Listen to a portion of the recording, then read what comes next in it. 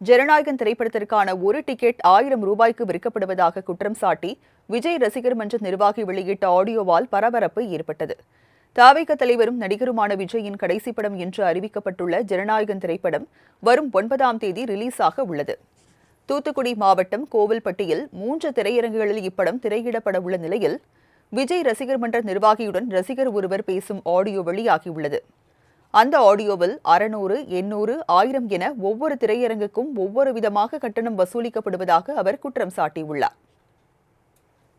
600 ஏன்னா சண்முகா 600, சரி லட்சுமி 800, சரி.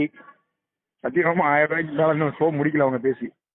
சத்யபாமா 1000, சண்முகா 600, லட்சுமி 800. ஆமா 3 தேட்டருமே எடுக்கிறாங்க. 3 தேட்டருமே எடுத்தாச்சு.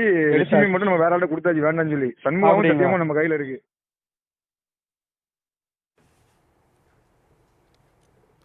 இந்நிலையில் ஜனநாயகன் திரைப்படத்திற்கு அரசு நிர்ணயம் செய்த கட்டணத்தை விட அதிக கட்டணம் வசூல் செய்வதாகவும் அதன் மீது நடவடிக்கை எடுக்க கோரியும் கருத்துரிமை பாதுகாப்பு கூட்டமைப்பினர் கோவில்பட்டி தாலுகா அலுவலகத்தில் துணை வட்டாட்சியர் பாலுவிடம் புகார் மனு அளித்தார்.